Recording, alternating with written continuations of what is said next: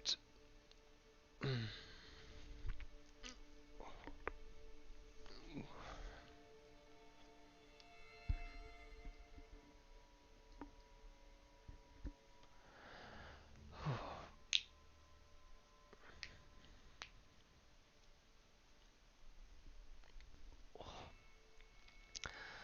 Hello. I should probably check my levels and whatnot. Yeah, doing okay. Ooh, I say. Right, let's have a quick look at the news. Right. How's coronavirus doing? Always good to keep on top of that. That's encouraging. Uh, New York was really taking the brunt of it a while back, so that's nice.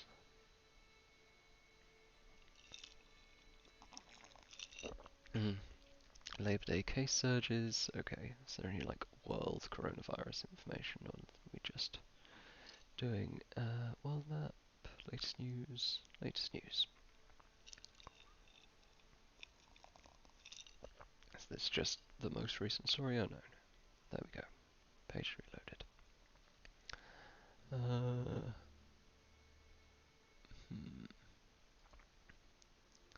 have a look at some numbers. I've not been keeping closest eye on the news the last few days. Partly because I've been having some like bullshit personal stuff that has been contributing towards my not streaming as much as I'd like. Um, all like health stuff, both me and family, and anyway. And also partially because I've been very effectively distracting myself with Crusader Kings 3, uh, which is very, very good and remarkably good for a Paradox game that hasn't had any DLC yet. Because usually with Paradox games, they start off a bit shit, or at least like well done, but they start off having a lot of good ideas, but being a bit of a mess. Um, you know, Crusader Kings without any mods, Crusader Kings 2, the last one, is just a bit shit. I played a bit of that and never really got super into it, largely because I didn't have all of the DLC. But this, really good out of the packet. So I'll play a bit of that in a little bit. My most recent playthrough has been substantially more successful than the one I showed on stream the other night. Um, but yeah, so let's have a look at the news first. I catch myself up. So coronavirus. Hmm, the start of the year, around about mid-February, I think. Well before lockdown and everything, I said we'd be lucky if we get away with fewer than 1 million deaths worldwide by the end of the year, and it looks like we haven't been super lucky. Though, given how bad it could have been based on uh, the situation back in February when we, didn't know if reinfection was a major risk, which it seems that it's possible maybe, but like not a huge part of the problem. And when it looked like the case fatality rate could have been a lot higher, um, then you know there was something to be really, really worried about. Now there's just something to be quite worried about. Um, Still really quite worried, but it's not, quite up to the terror of 1918, fortunately. That said, we are not looking at some fantastic numbers here, really. Brazil, oof, Brazil is not doing well. Um, India, considering their population, not doing too badly. US, of course, doing pretty terribly. Is the UK in the top? Oh, Britain. Wasn't it Britain? Let's see, 41,000 deaths, which, like, proportionally, I think is still worse than the US. Yeah, Britain's got about a fifth of the population. Yeah, so doing a little bit worse than the US, but not like massively. Um, the UK had a much bigger like initial peak than the US, whereas the US has been more slow burn. But yeah.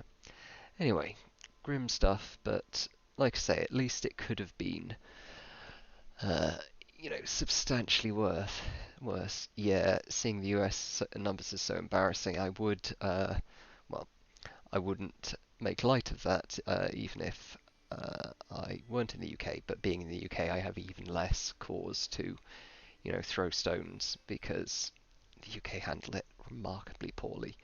Although the US had a little bit more time to deal with, so maybe it should have handled it better. But yeah, well, on the bright side, at least this is a time when we can fairly definitively blame leadership.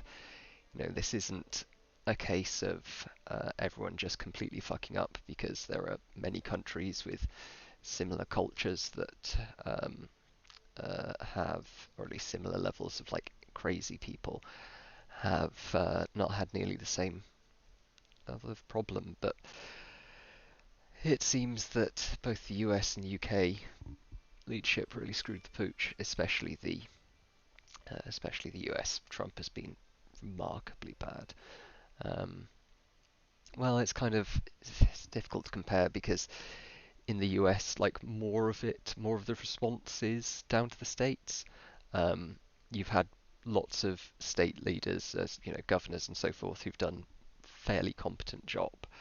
Um, Whereas in the UK, it's much more dependent on like central government, and so we've just had really quite bad leadership from central government. Whereas in the US, you've had variable leadership from the governors of the states and abysmal, like utterly terrible leadership, negative leadership from Trump himself. So I guess it evens out to doing a pretty bad job overall. um, yeah, but let's see what's going on more generally. Oh yes, I haven't done a deep dive into this, but Trump saying that troops are losers and not heroes and so forth. Um, yeah, yeah, the UK response has been very, very inconsistent. Like, um, it started off trying to implement this plan for, was it the Cobra meeting plan for, let me just put on a jumper, I'm getting a little bit cold, uh, that was developed in case of pandemic flu. I'm just going to try to find one. Um, and there's no jumpers down here. Whatever, I'll just wrap a blanket around myself. Um, and like probably would have worked perfectly well if COVID had ended up being like an influenza or similar virus that had sorry about that, that had a lower fatality rate and was like more amenable to, well, the lower fatality rate mainly, but just generally more amenable to uh, herd immunity. Unfortunately, it turned out not to be a bad seasonal flu. Um, oh, lovely, thank you very much. My beautiful assistant has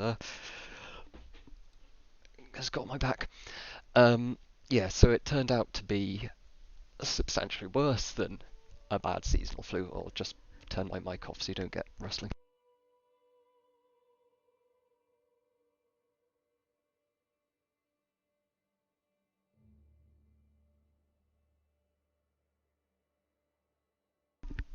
Sorry about that. So yeah, it turned out to be substantially worse than a bad seasonal flu, which like I could have told you fairly early on. Um, I can't blame the government for initially implementing that plan because it was a sensible plan to have in place, and a bad seasonal flu was more likely in any given year than specifically this kind of pandemic virus. Um, but they ended up holding on to the plan for way too long and relying on this idea of herd immunity, which, as we've seen various places now, isn't exactly great for dealing with coronavirus, or specifically SARS-CoV-2. Um, so yeah, it's ended up with a plan that was good in theory and caused a lot of harm in practice, um, which is why really we should be putting much more time, effort, and money into these kind of contingency plans. Like the answer isn't that planning is bad because this plan fucked up.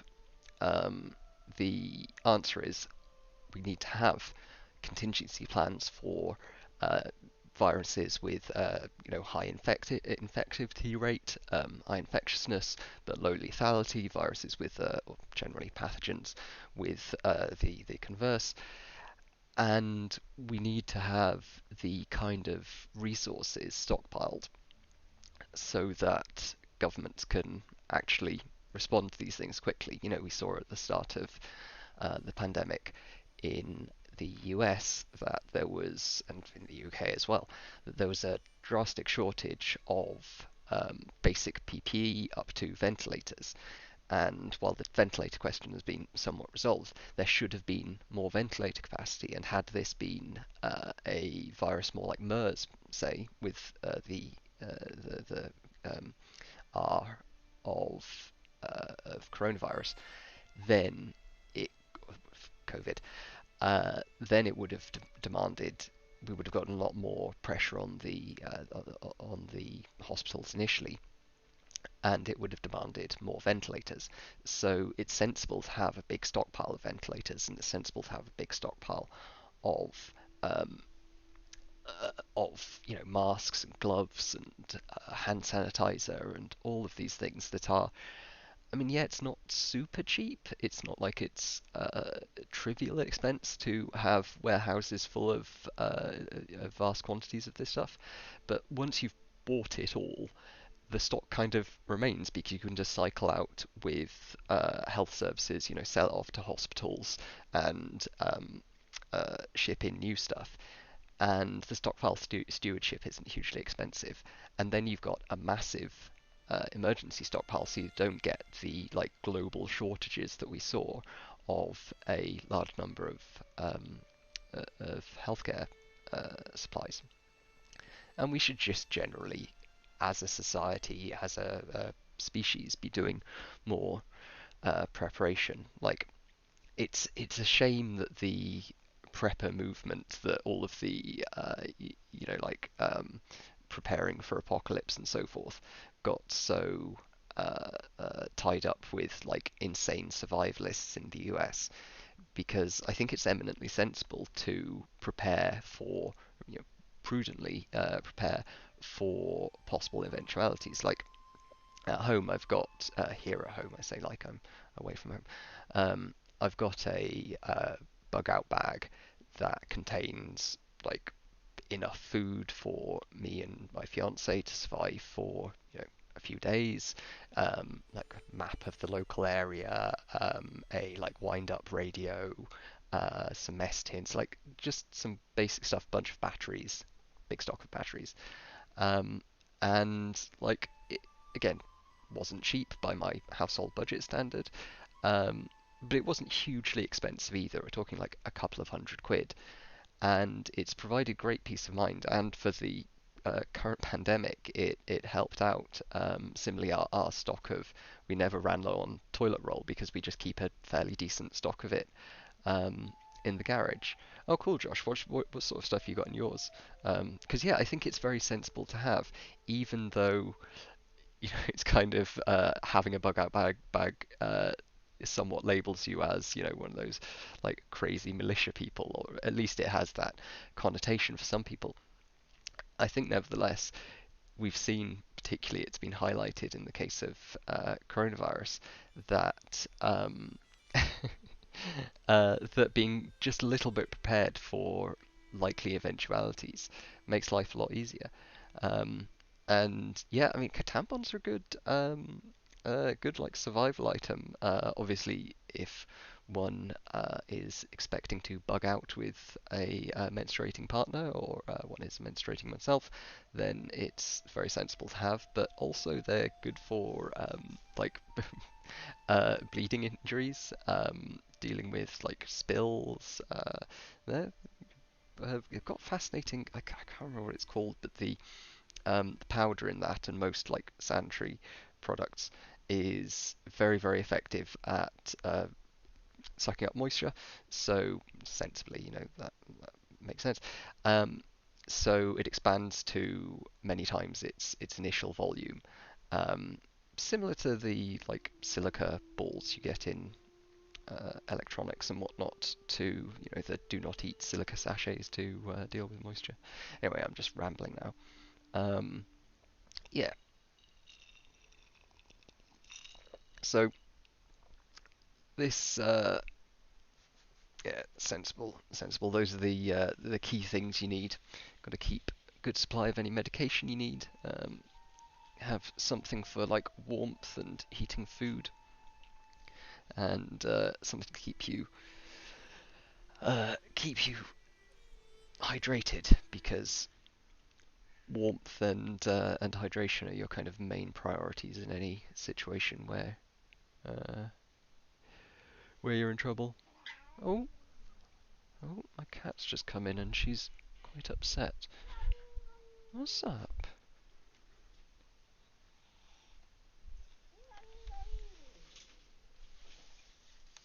Hmm. She appears to be having a disagreement with another local cat. You okay? Got a big floofy tail. You're fine. Okay, I'll leave her alone because she's all hyped up. That is a very big floofy tail. Oh, I'm sorry. Okay, right. Sorry about that. Just cats having arguments. You're right. Come on. No. Okay. Right. Anyway, so yeah, I saw this briefly over the weekend, but like I say, I've been playing too much CK3 to pay that much attention. But he's done this kind of thing before, shitting on the military. I recall, who was it? Mattis. It was one of these like tell-all books. Um, gave an account of him dealing with like the Joint Chiefs in the Pentagon and getting really, really stroppy with them, and basically just like shitting on the military and on people's service and whatnot. And like, I'm not the biggest pro-military person by any means. I'm not huge flag-waving supporter of our troops, unconditionally or anything. But yeah, it seems like a very, very strange move, and it's clearly um, uh, one of his like core personality traits shining through, because it seems to be something that obviously he had the bone spurs and avoided the Vietnam draft, which in and of itself, I can't really blame people. I certainly wouldn't have wanted to go to Vietnam. I probably would have tried to avoid the draft. It was certainly shitty that that it was disproportionately like poor people who ended up, less privileged people generally, who ended up going to Vietnam because they couldn't use excuses, possibly spurious excuses, to get out. Um, but yeah, it's like an absolute third rail of generally like most countries' politics. Like shitting on the troops is pretty disparaged. You don't want to be, and not without reason. These are people who, for all of the problems of many countries' foreign policies, particularly the U.S. foreign policy, these are people who, in extremis would be defending the country, and they do usefully provide security for the country and for the world. Like, I have respect for the job that the military does generally, even though I'm quite critical of many specific aspects of it. But yeah, for the like general populace, not shitting on the military seems like a pretty big, or shitting on the military seems like a pretty big deal. And for the US, they they love their troops. And I can't imagine any other American president of my lifetime like saying this in private, because you've got to know that it might slip out. You know, maybe you say it in your bedroom to your wife if you're really tired of the troops, you know, just being like, oh, fucking idiots. But he just goes around saying it and to random colleagues. And especially for someone whose entire base is, you know, the most flag waving, most just it's sheer irrationality. It's the most ridiculous. And I don't know whether the weird thing about 2020 is I don't know whether it's actually going to cause that much of a political problem for him. Um, you know, on the margin, this given that the election is, if he wants to win it, you know, he's going to have to do pretty well over the next few months, next like couple of months. Um, you know, it might affect some people on the margin, but it's plausible that this will have basically no effect.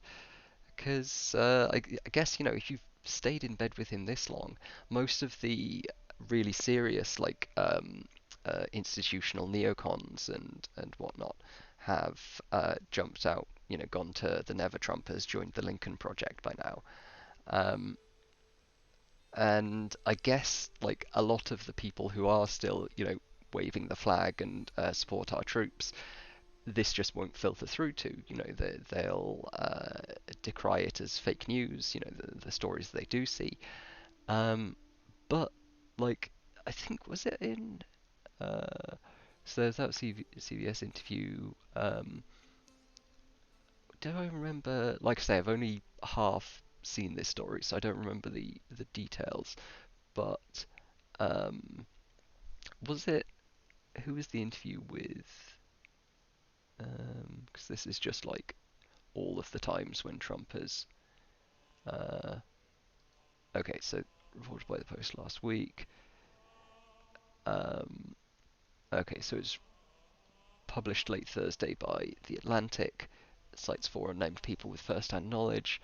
Yeah, I mean, unless this starts filtering through to Fox News, if he'd said like "fuck the troops" or you know in so many words on a Fox interview, then you know that might have a substantial impact. But like the people who read the Atlantic, the Washington Post, you know, most of them have probably uh, either given up on Trump already or are so politically attached to him that they're not going to give up until the underlying political wind really starts changing. Which you know it might do, but I think the best that can be hoped for is that these comments might eke away at a few undecided voters, which isn't nothing. You know, there's still a lot of people undecided, um, or still a fair chunk of people undecided, and it's probably going to be a fairly close election. I'm still concerned that because like both in terms of the national polls and polls in most swing states, Biden is ahead by quite a lot, by like what I think 7 points or so in Wisconsin, and like you know, not quite double digits in the swing states, but like double digits nationally, I think.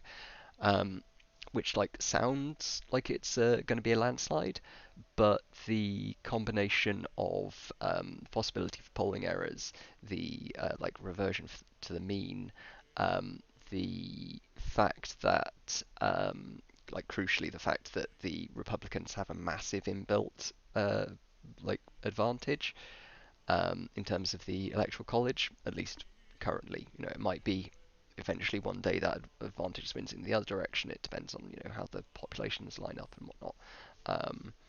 But for now, the Republicans have a big old advantage, and that means that a 7-point lead in swing states minus the advantage gets you down to like 3 or 4 points, and then that's within like getting close to the margin of error, especially if there's a last minute, something like the Hillary's emails comes up at the last minute this time, which isn't impossible. Maybe there's some bit of uh, like something that Hunter Biden has done that looks a bit dodgy, and like if Trump just blasts it out a week before the election, maybe that has an impact.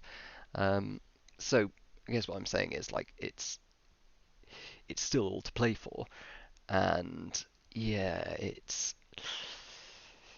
I'm still concerned.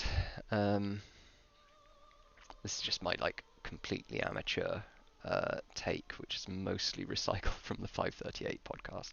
They do a very good podcast. I would recommend it. That and like Lawfare, um, both very good. If you want to hear a bit about like U.S. politics and the fascinating ongoing collapse of the American empire. Um, this must have been what it was like in the late days of Rome, just with better phones. Uh, Trump, Americans who died in wars are losers and suckers. The president has repeatedly disparaged the intelligence of service members and asked that wounded veterans be kept out of military parades, multiple sources tell The Atlantic. He he really wants a military parade, but doesn't want it with any like actual. Oh, thank you, uh, Hasta times three. Hasta. Uh, yeah, it's baffling. He he just wants everything. He wants everything to be like a Trump Tower, where it's all just gaudy sats, um, like sheen. He doesn't actually care about any substance. He just wants some jets to fly over and some tanks to roll in front of the White House, and maybe them to like shoot some Antifa people and like. Yeah. Hello, you okay? My cat has come to say hello after being in a bit of a fight. Yeah, you had a disagreement, didn't you? Yeah. Okay. She's just going to sit at my feet, maybe. Yeah. I sit on a couch and that has a like futon pull-out bed thing, not futon, like footrest thing. Anyway, my cat sits on it. Well, she's not technically my cat. She's a few doors down cat, but they've agreed that we can basically like take care of her because, long story, doesn't matter. My cat. Yeah. So yeah, I can't remember. I can't.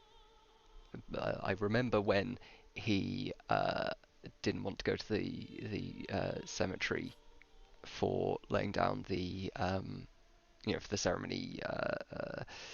I think was that in November at the like World War One memorial thing. Was it World War Two? Anyway, yeah, he decided it was a bit too rainy, um, and wouldn't go when like all of the other major world leaders that were there at the time did, because he was in France. It's not like he wouldn't take Air Force One. He just yeah, I should crack out the accents. Thank you. Um, he just didn't want to drive the like 20 minutes or whatever. Um, and that was baffling enough because it's like even Jeremy Corbyn in the UK, it will do the go to the cenotaph and wear the poppy ribbon and lay down the wreath and so forth. Like every world leader in the West just goes through these ceremonial motions because it's part of what you do as a world leader. Um, you know, never mind your politics, you've pretty much got to do it both for uh, uh, you know political necessity and because it's kind of just the decent thing to do as a world leader to memorialize the people who've died in order to make the world and your country specifically what it is today. Um, and yet he couldn't be asked to go the few miles because why should I go to the cemetery? It's filled with losers. In a separate conversation on the same trip, Trump referred to the more than 1,800 Marines who lost their lives at Belleau Wood as suckers for getting killed. Like, ooh, ooh. I mean, like,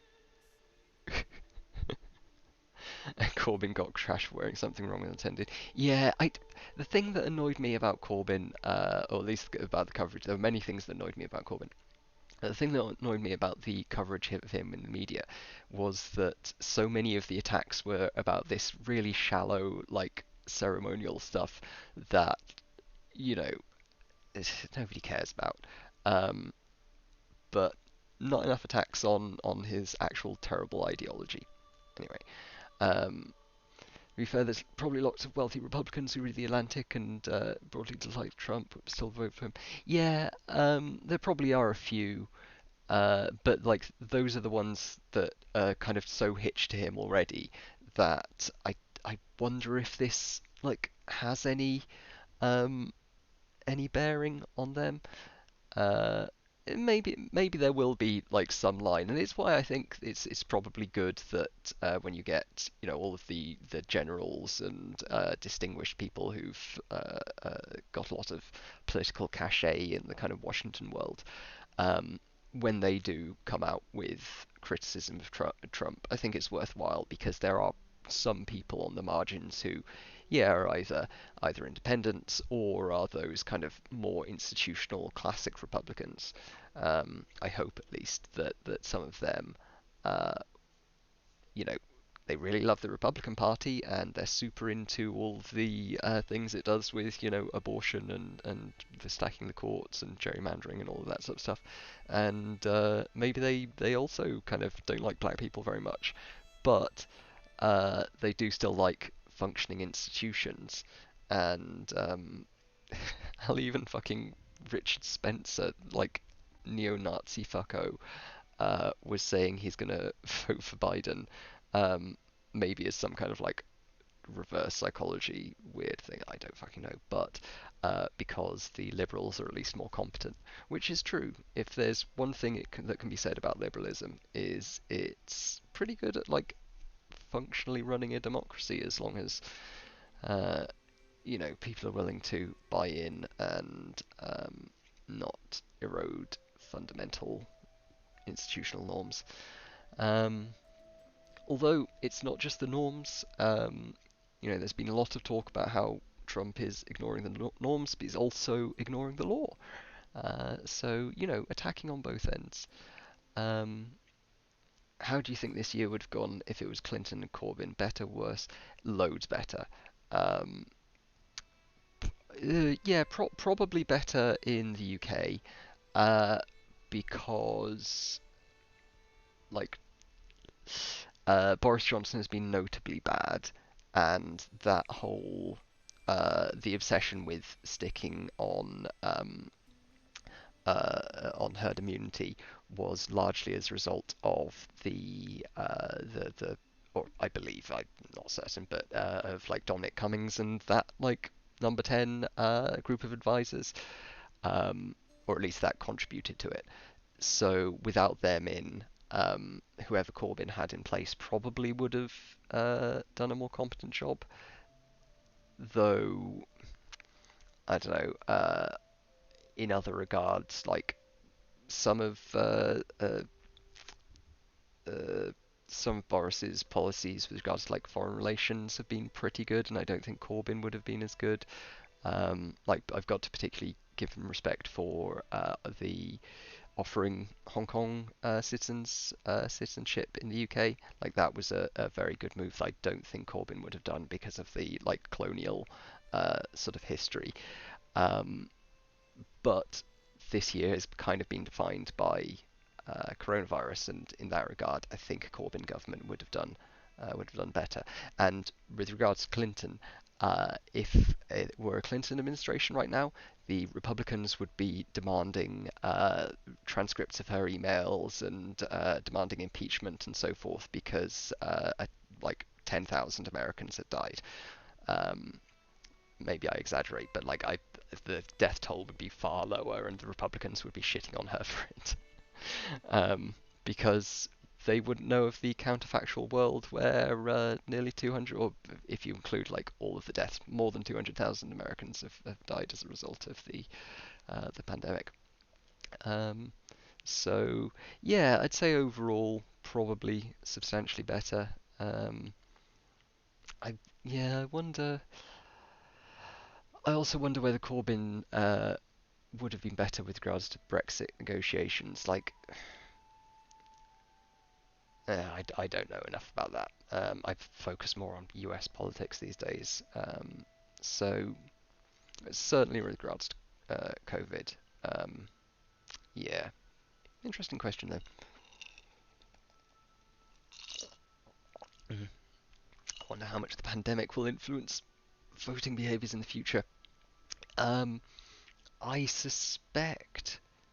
Oh, US politics is worse, but it's so much more interesting. It's just it's like car crash TV, you know. I can't look away. Also, it's much more consequential. The US is the world's largest economy, the world's main exporter of culture, and the world's like joint largest nuclear power. Um, so like the US politics has even like internal politics has massive ramifications throughout the world that no other country has, not even China. Plus, the US political system is much more open. I would probably pay more attention to Chinese politics if everything weren't so like shut up, which is obviously by design, you know. Um, but yeah, so those are the reasons why I pay more attention to US politics. Um, Also, the US seems to treat elections like an ongoing endeavor. Like the UK elections get kind of called at fairly short notice every 5 years or so, but sometimes early, sometimes a little bit late. Um, uh, but they only last for like 5 weeks or something. The total amount of time you can spend campaigning is like pretty limited. Whereas the US, like, there are lots of people already thinking about how to run the like 2024 election. Um, it's this ongoing, colossal, weird industry. Um, I guess in some cases it's conceivable that UK politics might be more influential abroad.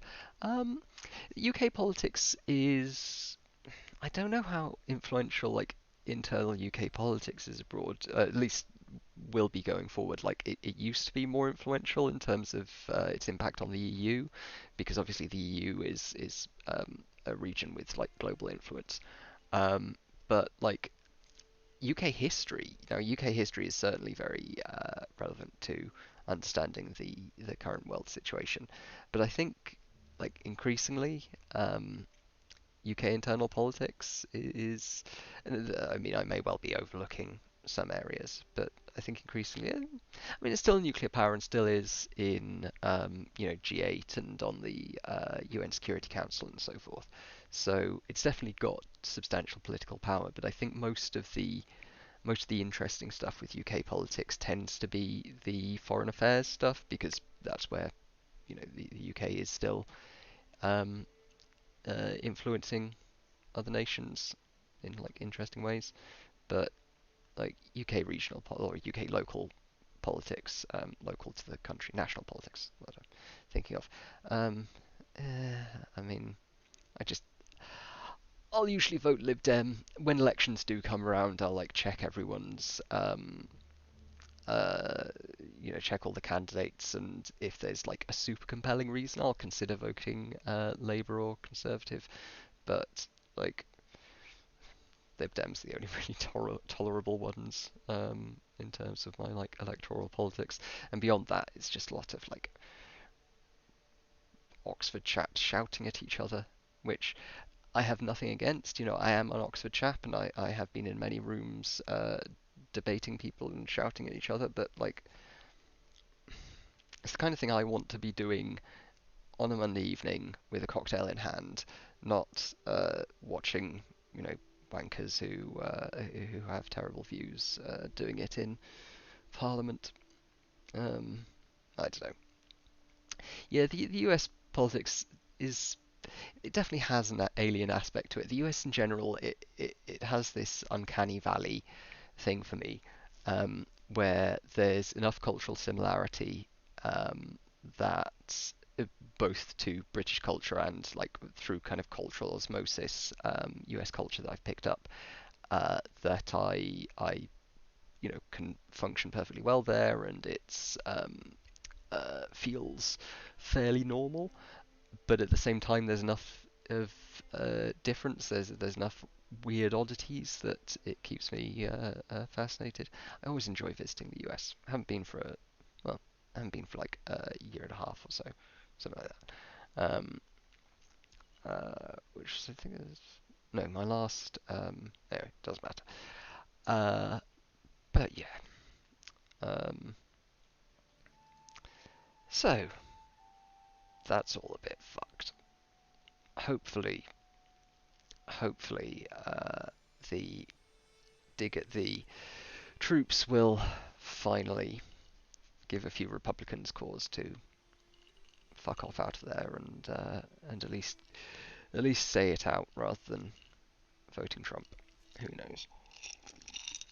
Like, I think it's better than even that Biden is going to win, and I think there's a non-zero chance. You know, they pick up the Senate and it's all peaches and roses and whatnot. But yeah, I do worry. Spend too much of my time worrying.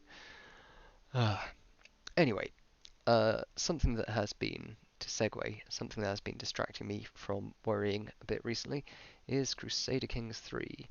So I might play a little bit of this. Um, excuse me.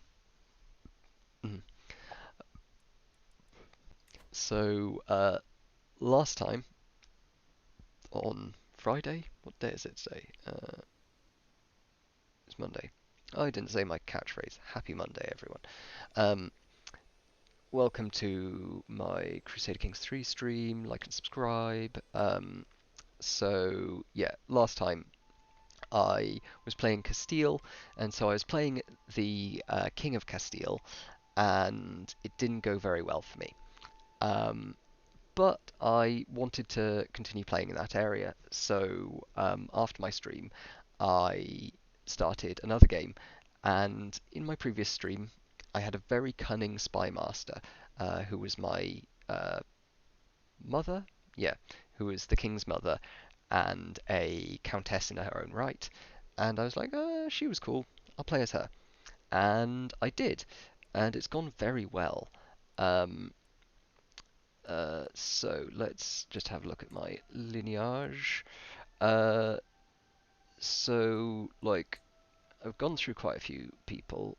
And here we go. So I swapped back and forth at one point. It's kind of fucked that up a little bit. But so Duchess Urraca, she started off as Countess, got bumped to Duchess because she was very cunning and scheming.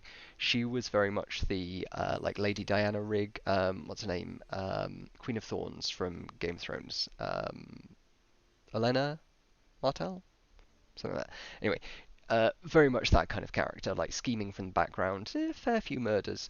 But yes, thank you, no, Olenna Tyrell. Thank you, Hasta. Um, so she was very, very cunning and mostly acted to get Fernando, her son, a bunch of different kingdoms and murdered quite a few of his like relatives and got him on the throne.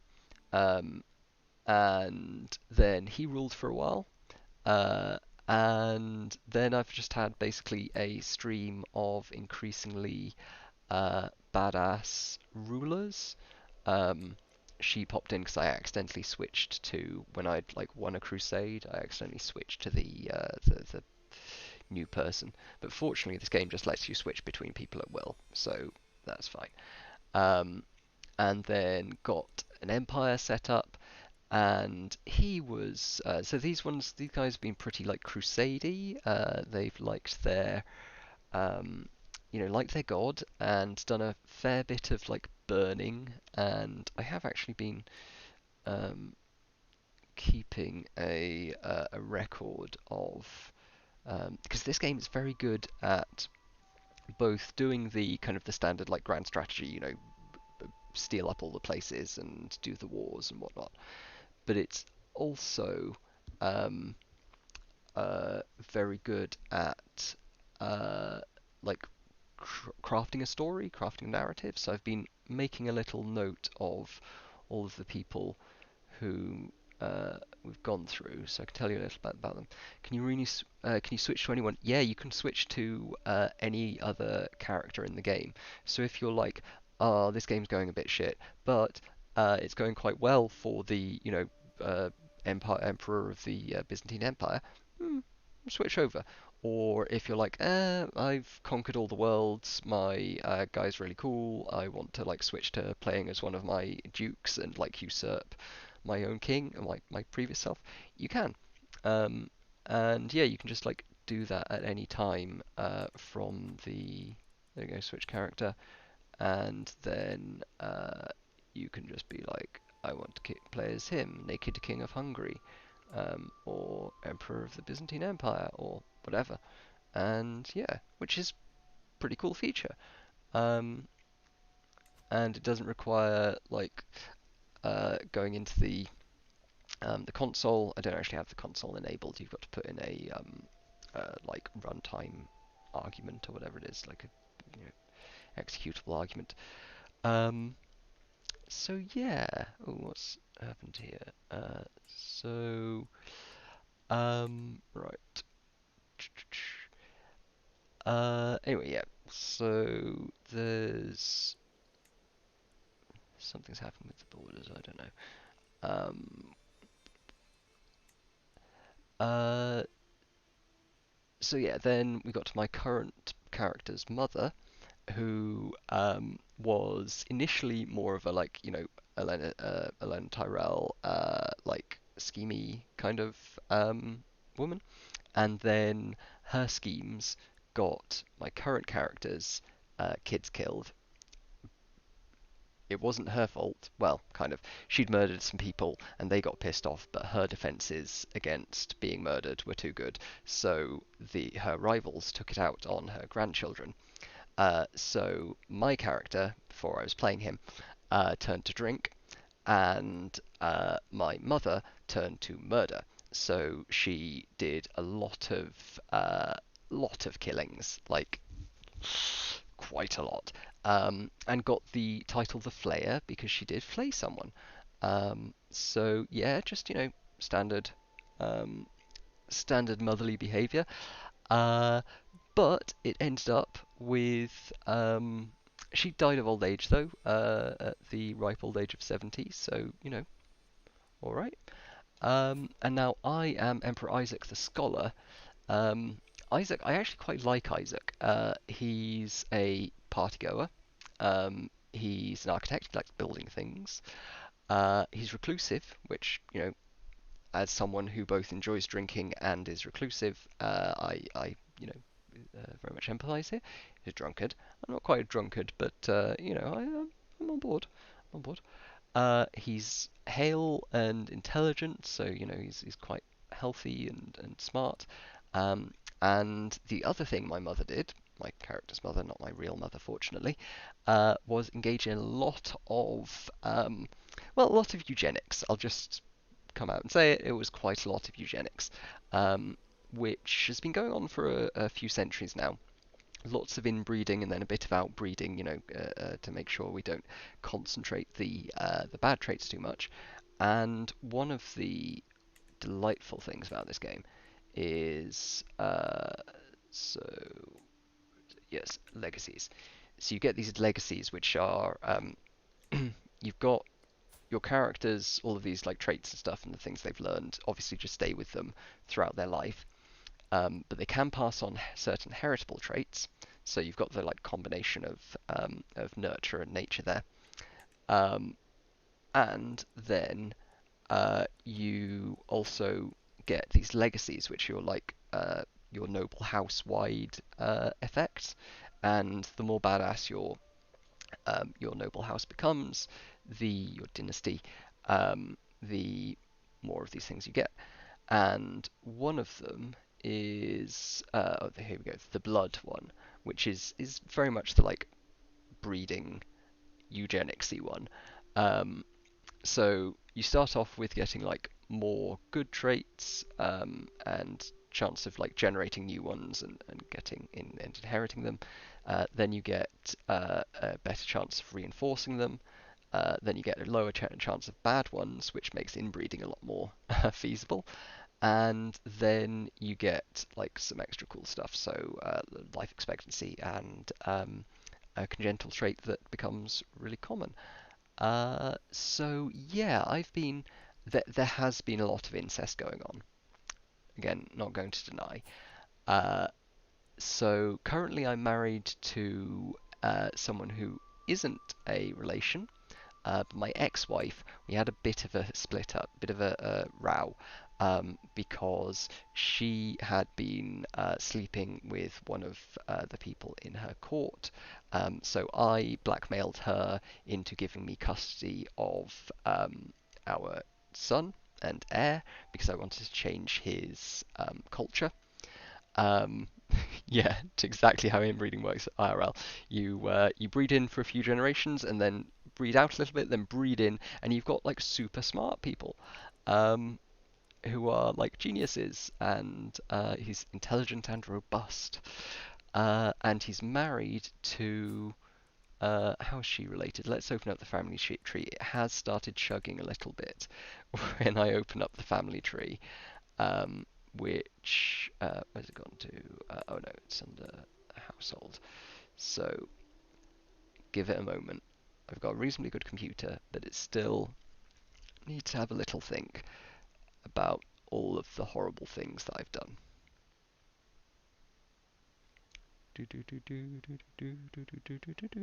Okay, is it? Oh, I wait. Did I? No. Okay, it's. Oh dear. Is it crashed? Has opening the incest map crashed the game? I'm not playing with any mods or anything. Um, yeah, it chugged last time, but it didn't start doing the whirly wheel of crapitude. So let's give it a moment, see if it does decide to uncrapify. Um, oh, there we go. Excellent. Right. Okay, we won't do that too much, but we've loaded the family tree, and as you can see, um, so Emperor Isaac, my current character, oh, slow, um, is, yes, it's very big.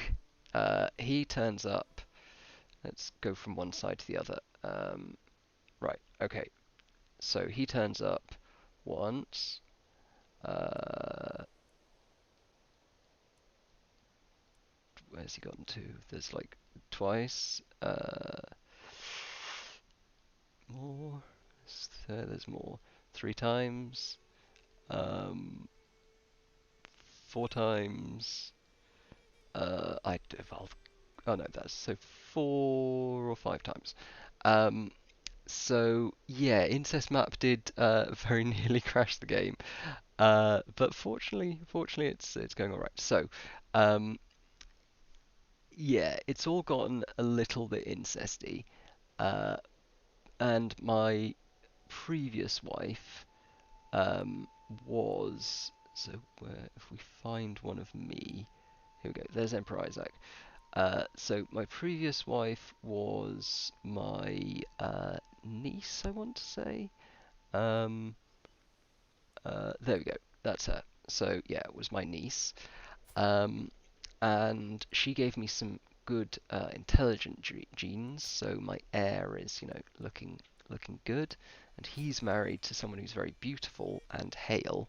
Each of these has like 3 levels. There's like hale, robust, and Herculean or Amazonian for the 3 like health ones, and there's like comely, uh, handsome, and beautiful for the 3 like attractiveness ones, and like quick, intelligent, and genius for the intelligence ones.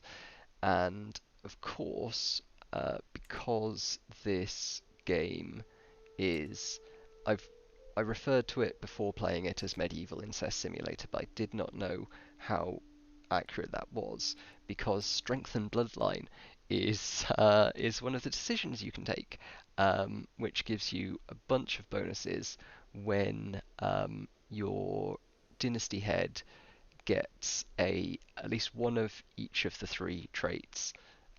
So like attractiveness, intelligence, and physical like prowess, health, whatever. Um, Including one of them at the top level, genius, beautiful, or Herculean / Amazonian. Um, which yeah is a bit weird, but um, it was something. In fairness, I started trying to do it, and then the game didn't tell me about this until after I'd started trying to do it, and generated some children with like more than one of the trait, and was like, hey, do you want to continue with your like incest nightmare?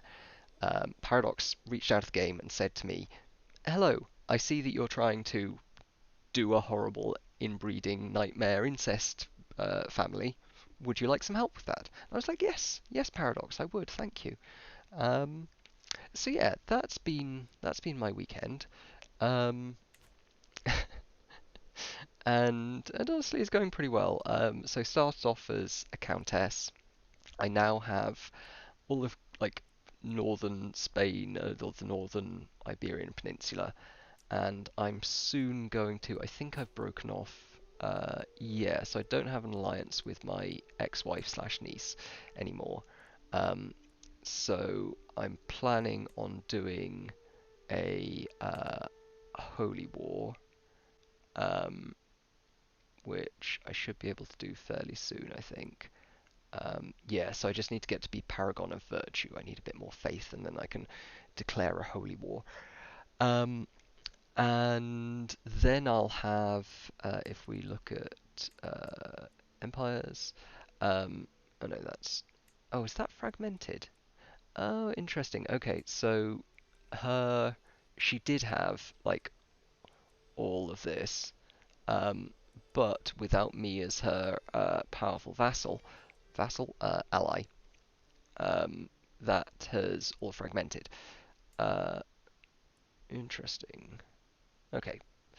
Um, yeah, and I also have Sardinia, or like most of Sardinia, and for some reason, I think through some marriage, like a century or so ago, I picked up a duchy in this kind of region, like modern day, like Austria and Balkans or Northwest Balkans, um, and my vassals have just kind of been growing it, and that's fine with me. So maybe they'll like take over the whole Holy Roman Empire for me, which would be nice. That would be good of them.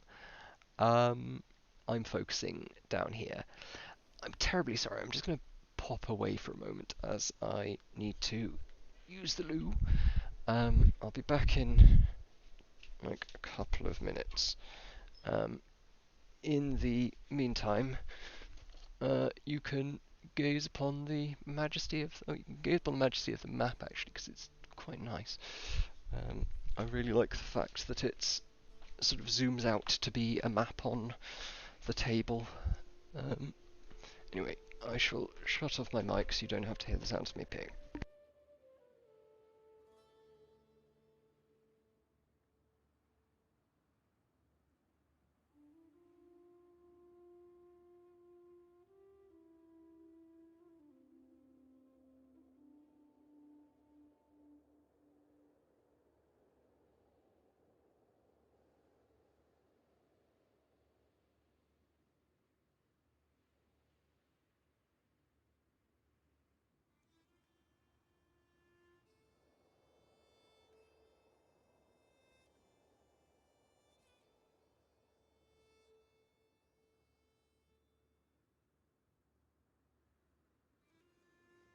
Right, there we go.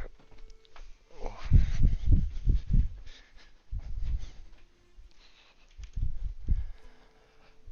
Oh, okay. So yes, where was I? Um, yeah. So nice map on the table of your throne room or whatnot. Um, so yeah, my current rule is, well, I was going to go for a nice benevolent ruler, um, but I do need to do this little war here, because I mean my ex really hates me for some reason, and I've wanted this for like centuries, so we're going to do a little war, just to get that back. But first, I've got to get my piety up, so I get. Uh, what can I do to get more piety? Oh, I don't need that much more because we are at. Oh, my sister was taken prisoner. Oh, wait, what's going on? Okay, so we're nearly at the next level of devotion. Um, what's Thomas? So Thomas is my son and heir. He's currently compassionate, forgiving, and bossy. Um, so forgiving might be a decent trait. Gives us some diplomacy, but reduce the intrigue. Bit more learning. Virtuous to Catholics, useful because we are Catholics for some reason. Well, I mean, for the reason is that we're playing Spain, but who wants to be a Catholic? I say that. Apologies to any Catholics. I'm sure you have good reasons for believing what you do. Uh, let's see. So could get him wrathful or fickle, but I'm trying to make a reasonably nice person here. Um, that does give a bit of extra diplomacy, but the stewardship penalty is not ideal. So let's keep him as forgiving. Um, uh, so I was watching over Thomas playing with the other children. Melandu, the son of Duke Melandu. Maybe I will kill him for having a mean child. I could totally just murder him for having a mean child, but I won't. Let's have him turn the other cheek. Right. So my sister was taken prisoner. Um, do I need to care about this? Oh, she is quite smart. Why was she? Okay, she was captured as part of some stupid war. And nephews and nieces. She is quite smart. Let's see if... Oh, he's a genius. But I'm just like shopping for children to marry into my households and whatnot. Let's arrange some marriages first, because it's always good to arrange a marriage or two. Don't have that many marriages, or don't have that many available people. See, my current character lost a lot of fertility as a result of like his kids dying and turning to drink and getting a lot of stress, which is understandable. He didn't want to fuck, but so I lost out on like a good decade or so of prime childbearing years or child generating years because obviously he's not bearing them. Um, but fortunately, he's also chaste, which not ideal. Um, but uh, fortunately, they're gradually putting out some babies now, and then I can ship them off to wherever, and then they start producing their own babies, and it's all it all just continues, and I spread my household out throughout the world. Um, so I was looking at my sister and her, all my nieces and nephews. Um, so he's married and reasonably smart. He's unmarried and reasonably smart, but I want the level 3. But ooh, he is unmarried and very smart. Okay. Shall we? It's gluttonous, curious, genius. Okay. He's Catholic and same culture as me, which is good, and he's of my dynasty, of my house, in fact. There's multiple houses in a dynasty, or there can be. Um, Okay, so maybe we'll marry him to my daughter. Um, they are related and risk of being inbred. Uh, but I do kind of want to snap him up now, because if I leave him too much longer, then he'll get married off to someone else, and the genius trait is very nice.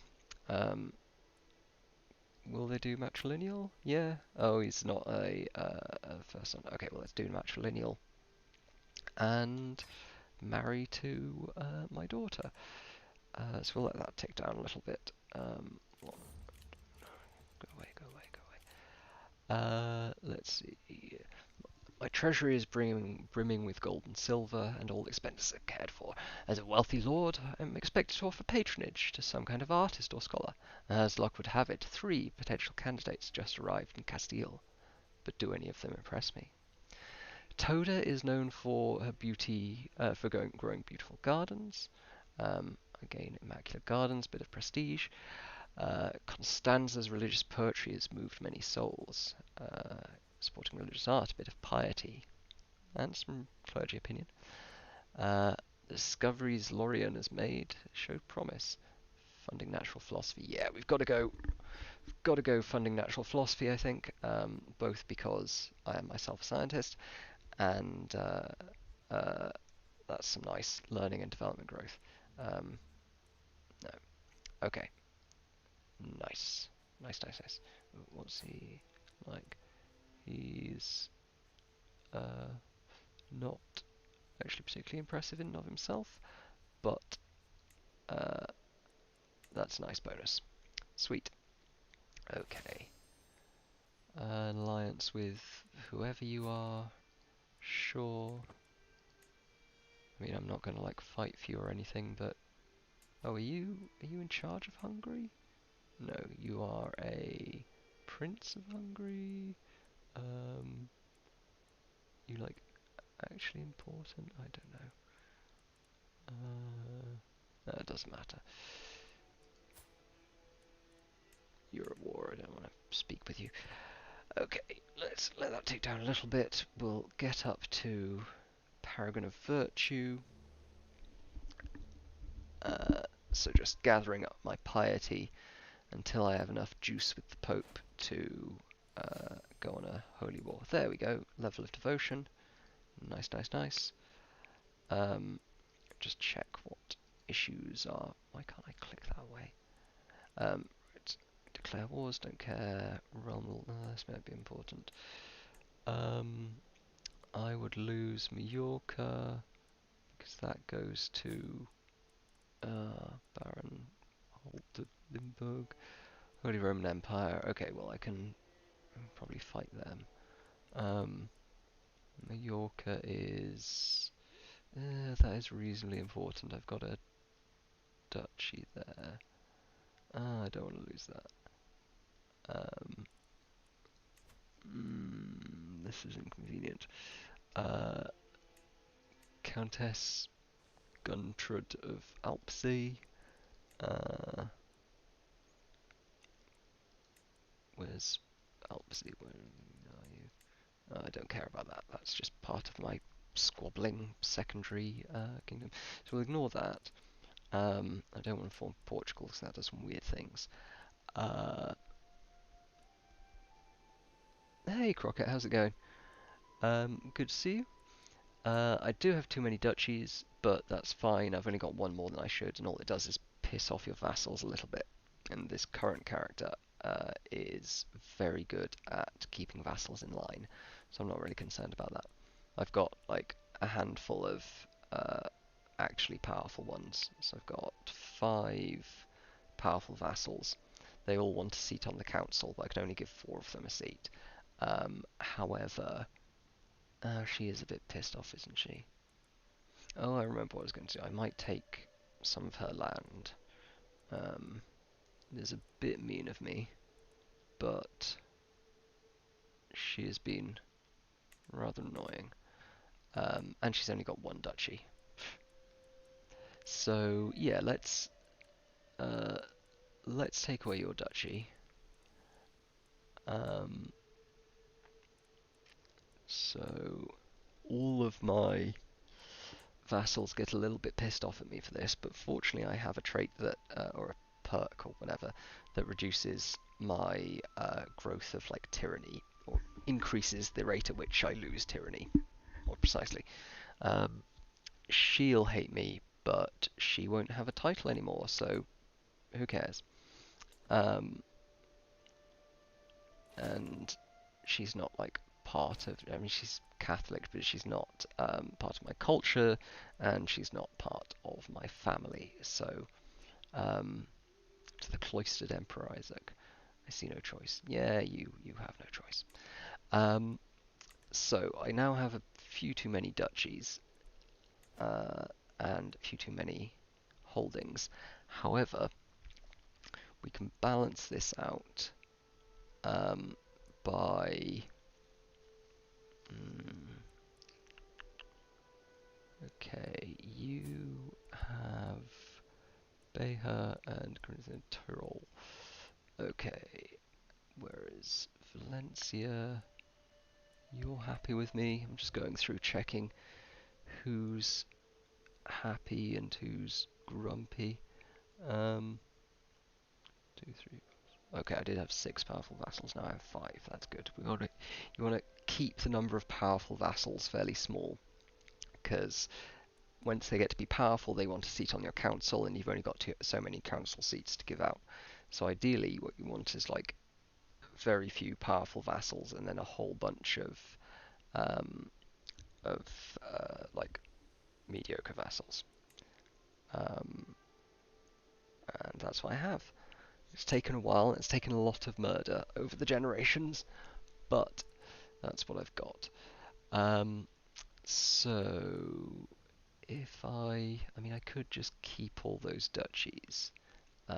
It does result in a fairly severe penalty, -30, but it's not too bad. Why have you got? Have you got high taxes? Modify feudal contract. Why are your taxes high? Okay, that's part of the reason she's grumpy. So let's reduce those a bit. I don't really mind the money loss because I have a bunch of duchies and they're producing loads of money.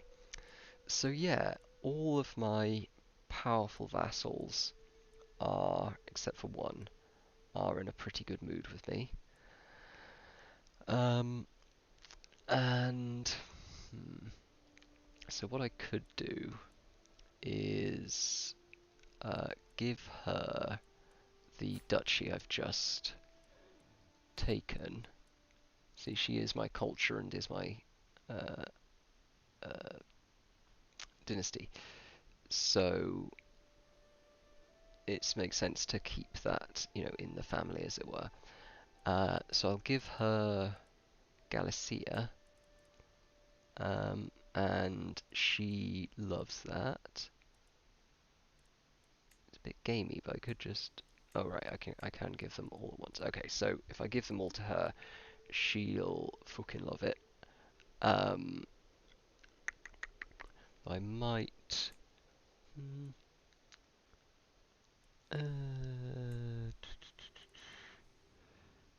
does like that. But she's 48. She's getting a little bit older. And the problem with like giving away titles as a means of getting people on side, um, then like it makes them happy, but it doesn't make their heirs that happy. And if they're going to die soon anyway, eh. Um, is dynasty pronounced dynasty? Dynasty? Dynasty? I've I've heard it both ways. I think dynasty is more of an American pronunciation, and I think dynasty is the typical UK pronunciation, but I'm not sure on that. I could well be wrong. Um, it's happened many a time.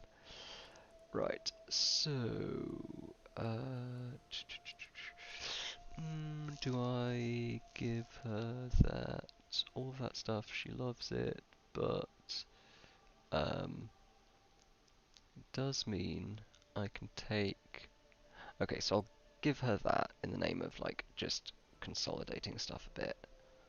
Um, Actually, I know what I'll do.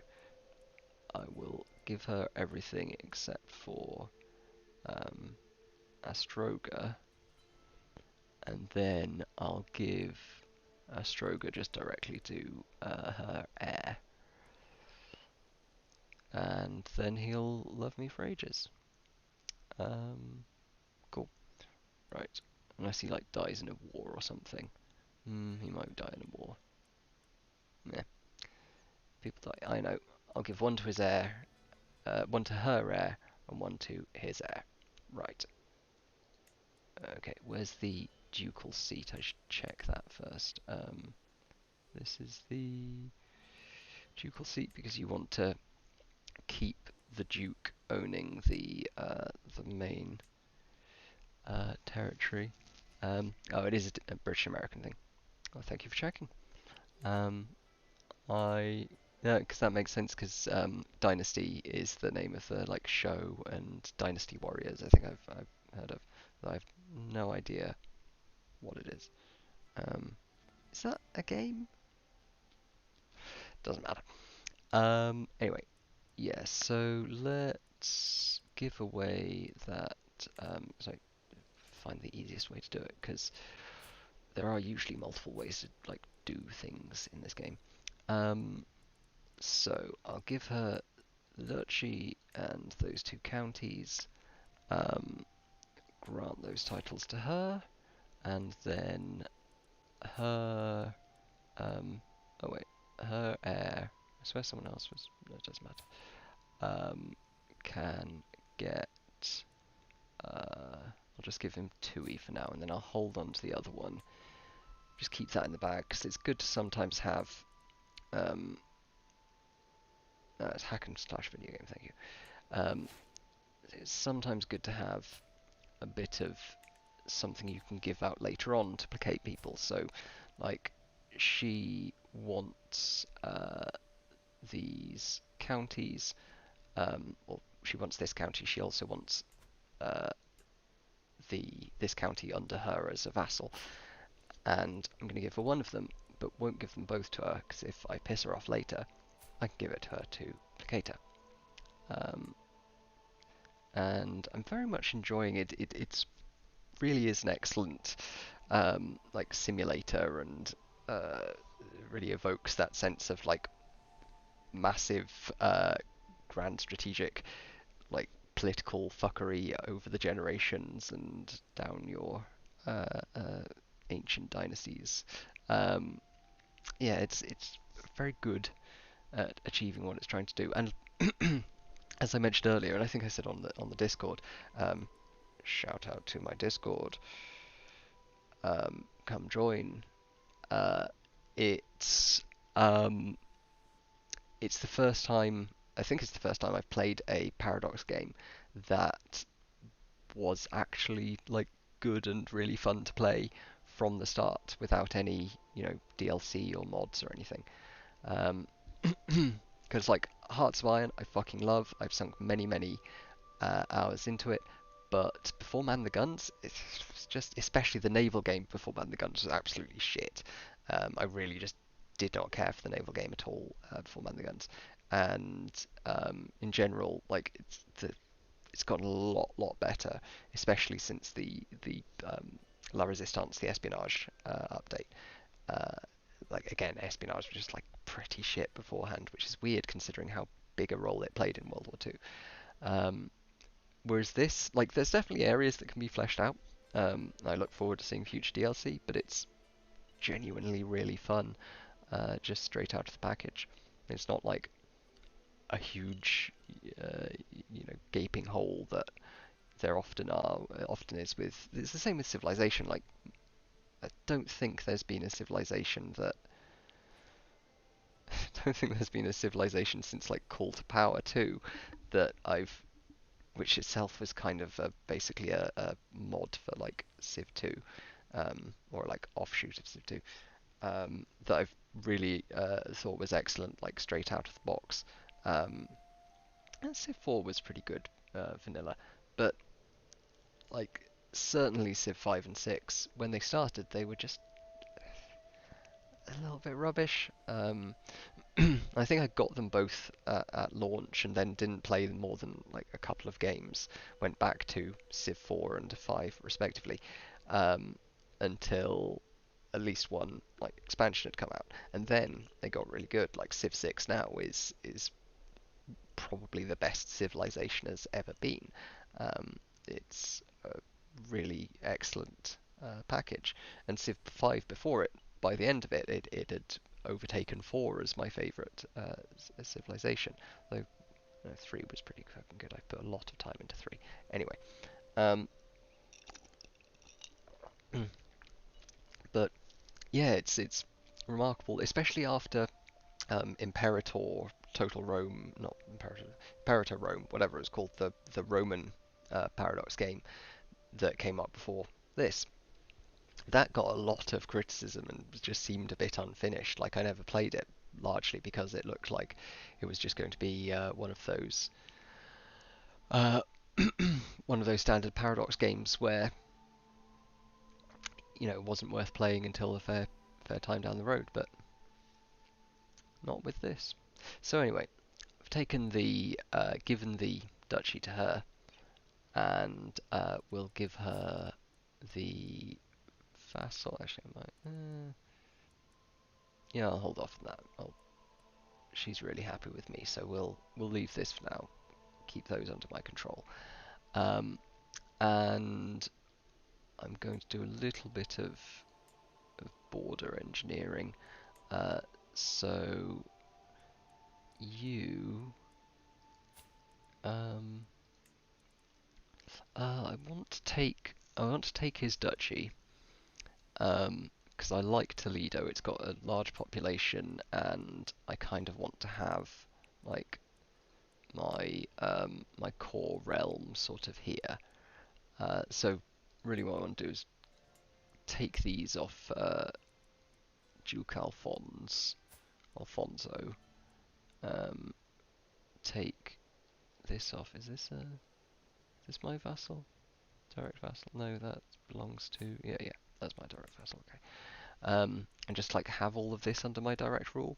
But anyway, that's a bit of fuckery for a later date because I need to get rid of a domain.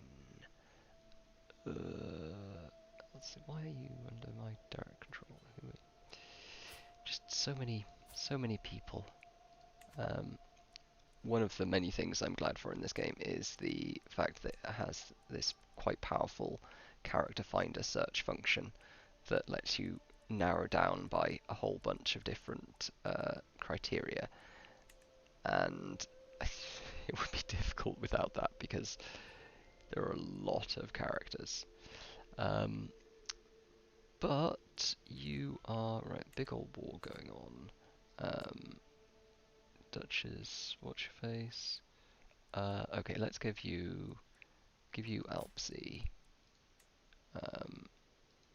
That's probably like part of your. Yeah. Okay. So you love me. That's all good. And yeah. Okay, so these belong to that Duchess, and I kind of want to take them, but that's going to piss her off a lot.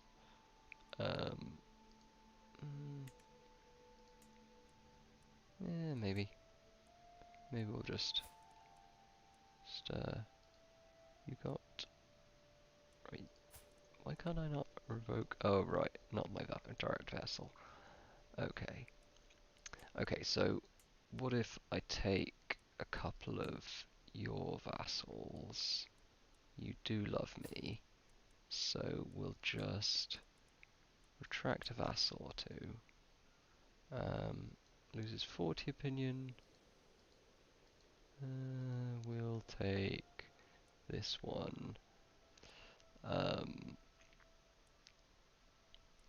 And I can. Have I got any vassals I can give you back? Actually, maybe if. This is probably not great, I'm just like muttering to myself now. don't really have any that I can give you, but... Ooh, okay. Right, I've come up with the solution. If I take your, like, shitty child, you won't complain. Um, so if I take this county, yeah, rise up against me, see what happens. You're gonna give me trouble? Yep, you've got no choice because you are a little child. Um, and I will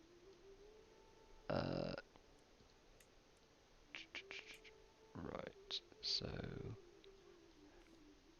excellent. I will take one of your vassals. I'll take that. Okay. You gonna have a grumble at me?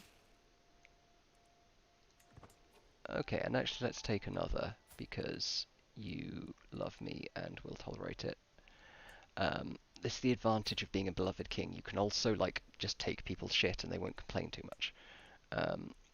So I'll take that. Yes. And everyone hates me a little bit, but they're not going to complain too much. Yes, it's maybe a little unjust, but to make it up to you, I give you something special. What do you say to this county that you probably want? Yes, you desire that, don't you? Yes. There you go. And we're on good terms again. Or we're on perfect terms. Cool. Right, let's just check that I haven't, like, radically fucked anyone's opinion. Or at least anyone who matters. No, we're generally doing okay. She's a bit pissed off at me. But, how about I pay you $100 to fuck off? Nice. Okay, there we go. Paid her some money. And now she doesn't care as much. And yeah, so that's going well. Let's... Oh, this is all split up a bit, hasn't it? That's... Hasn't gone great for you, has it, my ex-wife and niece? No. No, it hasn't. Unfortunate. Well, I mean, that's what happens when you screw with me. So now we have a fractured bunch of independent baronies, I think, here. Oh wait, no, no, she... Ah, right, I'm an idiot. I thought they'd all fractured up, but no, I was looking at the duchy map. No, she does still have control over Maghreb, so although a few of them have fractured off. Um, so first of all, let's see if any of them wants to be my vassal. Yes, you do. You're Catholic, okay? Yeah, cool. I will take you as my vassal. Take you into my heart. And you're pretty close to me already. Okay, give you some vassalage. We don't need to have a war. You don't want to be my vassal. That's unfortunate for you. Yeah, that's unfortunate for all three of you. But those of you who agree to stay or agree to join my empire, are going to have an alright time of it. Okay, you're Catholic, Andalusian, but that's fine. Oh, are you part of... No, that's not part of my dynasty. Dynasty, whatever. I keep on thinking about the pronunciation difference now. Right, okay, so I should get some more vassals. Excellent, excellent, excellent. You are all good boys and I won't slaughter you. Cool, cool, cool. So, we've just got this little bit down here that is being resistant. And I do have... this bit's mine. Do you want to be a vassal? No, you are a little baby. Baby can want no vassalage. No, okay. Okay. Wonder if any of these feel like... No. Come on, I'm great. Why don't you want to be my vassal? It's really lovely over here. No, okay, fair enough. Right. Have you declared holy war on Maghreb yet? No, I am just about to, because we got to the... I spend a lot of this time time in this game paused, but we have gotten my faith, my piety, whatever level of devotion to Paragon of Virtue. So we're ready to start the war. So I'm going to stick in a rally point. Actually, we'll put in a few rally points. So these rally points are where, when I raise my armies, where they'll pop up. And I want to get rid of all of the rally points that aren't here, because if I click like raise all armies and it goes to the wrong one, then it'll just be a pain in the ass. There we go. Right. Okay, so remove that. Let's see what ones we've got. Remove that. Remove that. No, do you not want to click on the thing? Don't bloody want to. Okay, that's correct. That's correct. No, remove. Oh, actually, yeah, keep that. Yeah, because I want to defend here. Right. So let's check their... Okay, their military strength is negligible, or not negligible, but small. They've got a few allies with little armies, but nothing. Oh, these are truces. Okay, they've only got one allies, and they haven't got a very good army. Cool. All right, we are set. Let us declare the war. So holy war for kingdom. Yep. And that won't give me that for some reason, but we can take that later. It does cost me a fair bit of faith, but I have loads. And yeah, so I only get to attempt this once in my lifetime, apparently. But I get that, and then if I do a holy war later for the county, I can just, like, and that won't cost me nearly as much faith. So I'll do that later. But for now, holy war begins. Yeah, that's what you get for sleeping with someone, whoever you slept with. I can't remember, but ooh, I'm angry about it. I'm steamed. Right, raise all my armies, and it takes a little while for them to raise. A couple of days more. Right, we all... Okay, that one is still raising. We'll slow this down a little bit. Very intense music. Okay, so what we need to do is go for the these castles, because you control the castles, then you are controller of the world or something. So we'll split them up a little bit, so we can capture more at once. And you'll be gathered soon. So I've sent them on their movements. They're gonna tromp off to the respective locales. Seems that okay, that's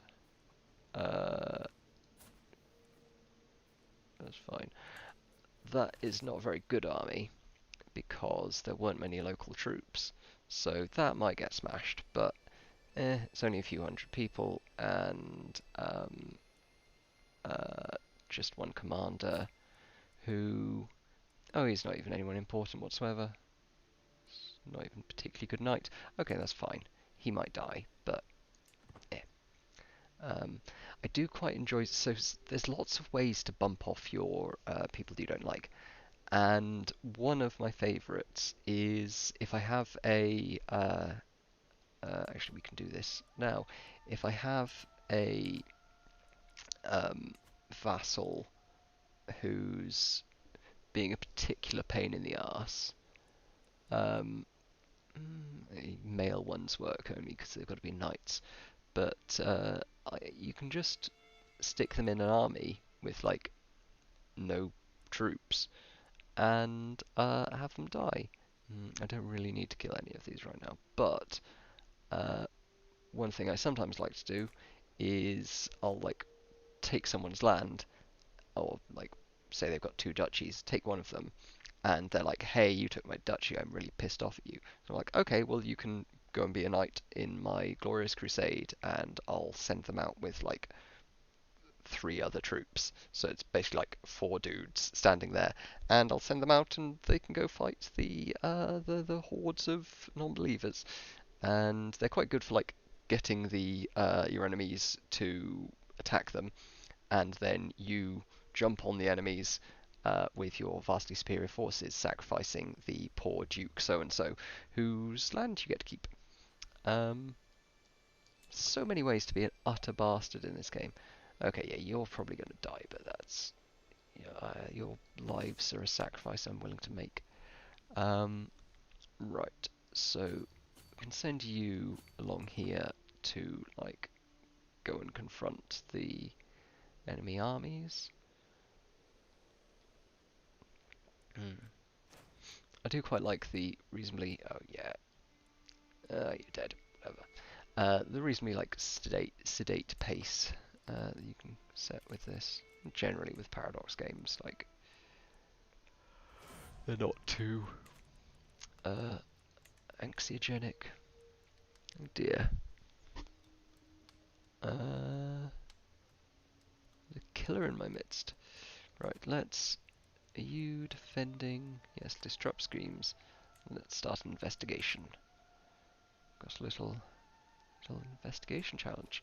Right, you have captured the.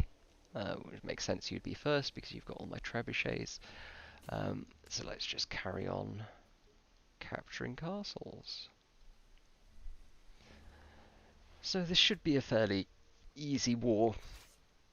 They're not really on my level.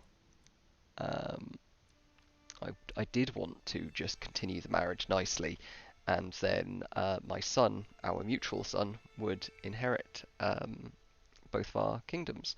But alas, it was not to be. So Ramon, he is my nephew. Okay. He's my ward at the moment. You can like take children under your wing and guide them. Um, and I'll marry him off to someone at some point. But he's shy, cynical, and calm, bit pensive as well. Um, okay, I can again, I can empathise. Um, let's see, Katrine, calm to brave. Don't want him fighting too much. Yeah. Yes, my fiance and I are not the biggest fans of children, so not like I don't hate kids, just don't particularly want any imminently. Um, so yeah, my referring to that is no doubt putting you on edge a bit. Um, this game is not making me feel very fatherly. Okay, calm's pretty good. Um, it does reduce. Yeah, we'll go with calm. That's good. Um, and oh, my ex-wife has won a war. Well done. You won a war against a baby. Bravo. Bet that was a challenge. Uh, right. Let's speed this up a little bit because she's not providing much of an imminent threat. She'll take Fez, but that's fine. Okay, I've taken that.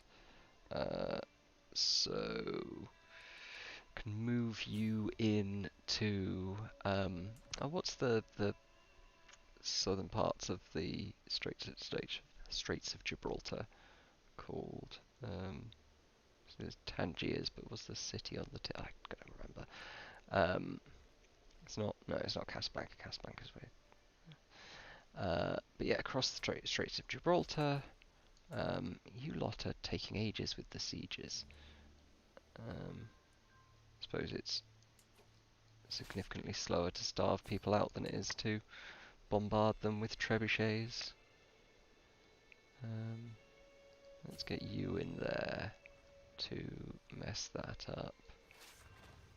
And yeah, so this should nearly be done. We are controlling Quenta. Okay, just move you to Tangier. Tangier, that's probably, well, I don't know.